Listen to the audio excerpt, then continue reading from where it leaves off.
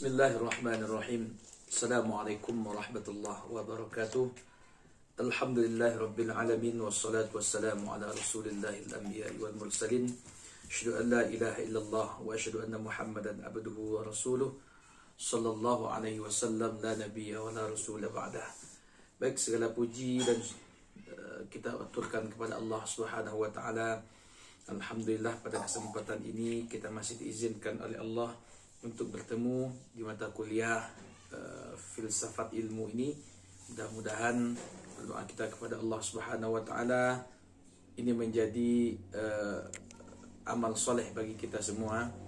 Selawat dan salam berdoa kita kepada Allah semoga disampaikan kepada Nabi kita Nabi Muhammad sallallahu alaihi wasallam. Baik, pada kesempatan ini kita akan membahas problematika masyarakat modern dan cara menyelesaikannya. Baik, pada kesempatan ini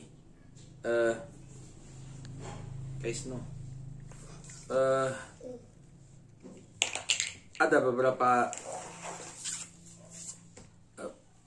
materi yang ingin kita sampaikan. Yang pertama adalah apa pengertian masyarakat modern. Yang kedua, problematika masyarakat modern itu apa?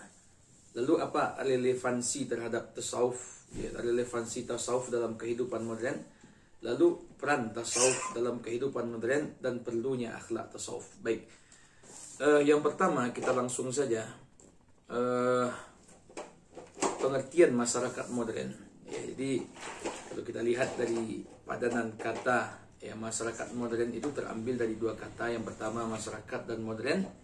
Kalau kita lihat dalam kamus besar bahasa atau kamus umum bahasa Indonesia mengartikan masyarakat itu sebagai pergaulan hidup manusia atau himpunan orang yang hidup bersama di suatu tempat. Jadi adanya komunitas atau himpunan beberapa orang yang hidup di suatu tempat itu dinamakan dengan masyarakat, sedangkan modern diartikan dengan baru atau mutakhir. Jadi masyarakat modern itu adalah kumpulan atau kelompok-kelompok orang yang hidup di masa yang modern atau masa yang baru. Begitulah kira-kira.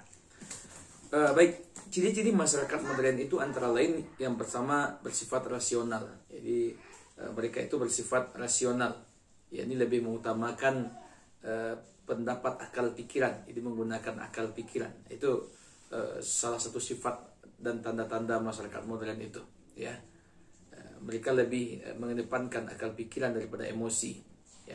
Yang kedua, berpikir untuk masa depan yang lebih jauh. Di masyarakat modern itu pola pikir mereka itu sudah sesuai, karena mereka sudah maju, jadi sudah jauh ke depan. Jadi apa yang mereka lakukan ini sudah mereka persiapkan sedemikian rupa untuk ke depannya. Yang ketiga, menghargai waktu. Di masyarakat modern itu sangat menghargai waktu, karena bagi mereka adalah time is money. Waktu itu adalah uang. Lalu bersifat terbuka, yaitu mau menerima saran, masukan, baik berupa kritik, gagasan, dan perbaikan. Welcome orangnya. Lalu berpikir objektif, ini melihat segala sesuatu dari sudut fungsi dan kegunaan. Itu kira-kira cirinya.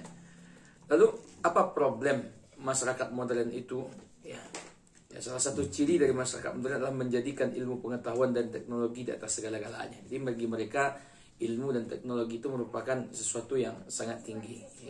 Sejalan dengan itu pula, seorang sosiolog dari Perancis mengungkapkan bahwa kemajuan dalam bidang teknologi akan memberikan pengaruh sebagai berikut. Di antaranya apa pengaruh dari kemajuan teknologi itu? Karena memang teknologi kalau kita lihat dari satu sisi ada nilai positif, di sisi yang lain juga tidak bisa kita pungkiri ada nilai negatif. Yang pertama, dari satu sisi teknologi memberi nilai tambah, sementara di sisi lain teknologi dapat memberi nilai minus. Dalam segala hal, kadang-kadang teknologi dapat memudahkan dan segala macam, tapi kadang-kadang dengan kemajuan teknologi banyak hal-hal minusnya, seperti kurangnya rasa gotong royong, atau kurangnya rasa bermasyarakat dan segala macam, lebih sibuk dengan diri sendiri, tidak lagi berbaur dan segala macamnya banyak. Jadi dalam rangka efisiensi tidak sedikit nilai-nilai tradisional harus diabaikan, itu pasti itu. Lalu kemajuan teknologi lebih banyak menimbulkan problematika daripada solusinya. Ya, baik. Yang keempat, efek teknologi itu tidak pernah netral, di mana efek positif dan negatifnya muncul secara bersamaan. Baik. Berikut ini dikemukakan beberapa contoh yang menjadi kekhawatiran di sebagian kalangan akan dampak dari kemajuan teknologi itu. Oke, baik. Kita lanjut saja. Lalu ada nanti efek-efek negatif dari kemajuan teknologi yang terlihat nyata dalam kehidupan masyarakat modern. Nah, adapun dampak negatif itu atau kemajuan teknologi pada masa modern itu antara lain desintegrasi ilmu pengetahuan. Artinya kehidupan modern ditandai dengan adanya spesialisasi di bidang ilmu pengetahuan. Ya, keadaan berbagai ilmu pengetahuan yang saling bertolak belakang antara satu disiplin ilmu atau filsafat dan yang lainnya terdapat kerenggangan. Ya, itu yang pertama.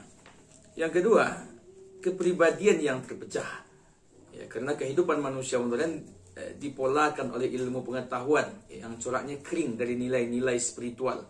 Maka manusia menjadi pribadi yang terpecah. Kehidupan manusia modern diatur menurut rumus ilmu eksak dan kering. Akibatnya ya hilang proses kekayaan rohani karena dibiarkannya perluasan ilmu positif dan ilmu sosial. Jadi itu yang kedua. Yang ketiga, penyalahgunaan iptek. Sebagai akibat dari terlepasnya ilmu pengetahuan dan teknologi dari ikatan spiritual, maka iptek telah disalahgunakan dengan segala implikasi negatifnya. Ya, kemampuan di bidang rekayasa genetika diarahkan untuk tujuan hal-hal atau jual beli manusia dan segala macam.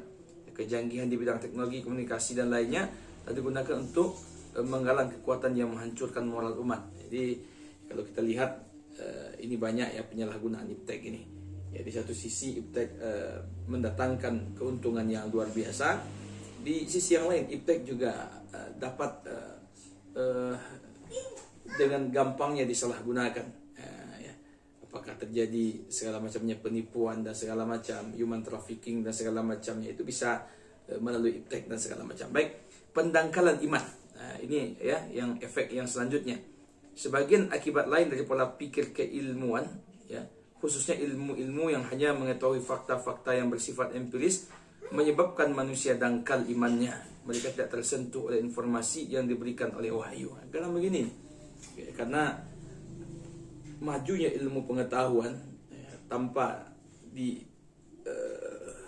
balancekan dengan keimanan, kadang-kadang terjadi pendangkalan keimanan. Kadang-kadang seolah sudah percaya kepada ilmu pengetahuan, kepada penemuan mutakhir, sehingga nanti faktor imannya tidak ada. Ya, sedikit-sedikit ini, sedikit-sedikit ini. Jadi kepercayaan kepada Allah, imannya ke sini itu sudah terkikis dan segala macamnya. Ya. Lalu pola hubungan materialistis, ya, lalu menghalalkan segala macam cara. Ini juga ya, sebagai akibat lebih jauh dari dangkalnya iman dan pola hidup materialistik, maka manusia dengan mudah dapat menggunakan prinsip menghalalkan apapun agarkan tercapai apa yang diinginkan. Lalu akibat yang lain, stres dan frustasi.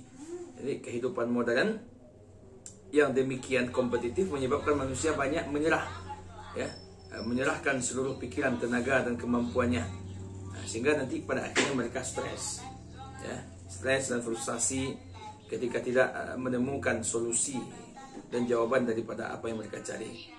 Lalu kehilangan harga diri di depan, kehilangan harga diri dan masa depan. Ya, banyak sebenarnya ya hal-hal negatif yang ditimbulkan oleh krisis-krisis itu. Oke, baik. Lalu para kritisi barat juga mengemukakan sekurang-kurangnya sekarang ini di dunia pasca modern mengalami 5 krisis. Yang pertama krisis identitas, ya, yang kedua krisis legalitas, yang ketiga krisis penetrasi, krisis partisipasi, dan krisis distribusi. Ya. Krisis identitas misalkan di mana manusia sudah kehilangan kepribadiannya dan bentuk dirinya. Dalam hal ini akan mudah mencari jawabannya dalam dakwah Islamiyah. Jadi krisis legalitas di mana manusia sudah mulai kehilangan penentuan atau peraturan untuk diri dan masyarakat. Oke. Lalu krisis penetrasi, di mana manusia telah banyak kehilangan pengaruh yang baik untuk diri dan masyarakatnya. Begitu juga dengan krisis partisipasi, di mana manusia telah kehilangan kerjasama, ya terlalu individualistis, ya masing-masing saja, ego, ya. Lalu krisis distribusi, di mana manusia dihantui oleh tidak adanya keadilan dan pemerataan income masyarakat. Oke, baik.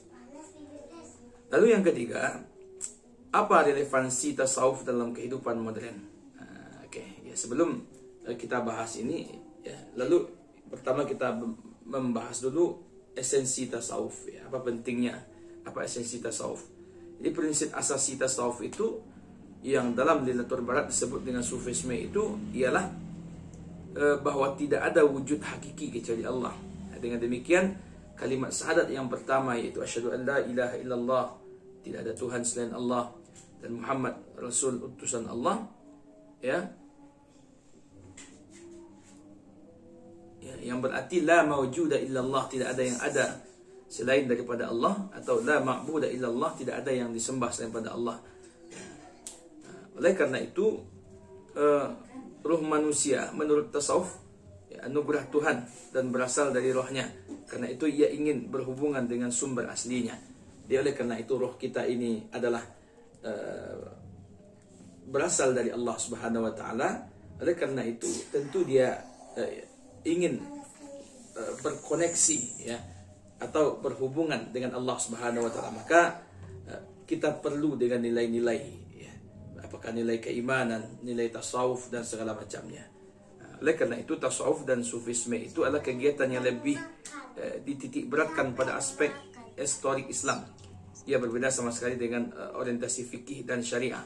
Ya, kalau mungkin syariah dan fikih mungkin itu lebih kepada amalan-amalan atau syariat-syariat yang kita lakukan dengan anggota tubuh, ya, baik dengan lisan, perbuatan dan segala macam. Tapi sufisme atau akhlak tasawuf ini lebih kepada hati, ya.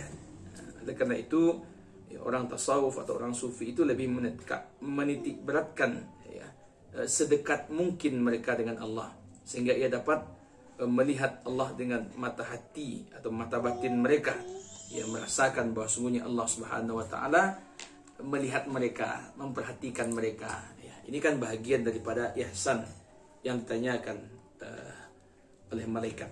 Baik.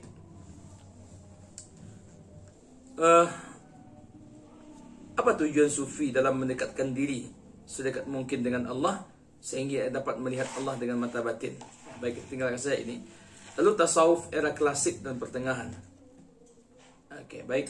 Di era klasik, ulama-ulama Islam menganut metode berpikir rasional dengan ciri-ciri seperti ini. Akal mempunyai kedudukan yang tinggi, ya, pemakaian takwil, dengan kata lain akal mengambil arti metaforis dari ayat, kebebasan berpikir, adanya sunnatullah atau kausalitas di alam, sikap dinamis. Baik, baik, kita tinggalkan saja tasawuf dan urgensi di era global. Nah, ini penting ini. Ya, telah disinggung tadi bahwa era global ditandai dengan kepesatan kemajuan ilmu pengetahuan dan teknologi di segala bidang. Ya, sebagai contoh dengan teknologi komunikasi yang canggih, kan. Misalkan dari sini orang bisa menelpon ke semua daerah malahan dalam sekian detik sudah menyambung, ya. Lalu apa hubungannya tasawuf dengan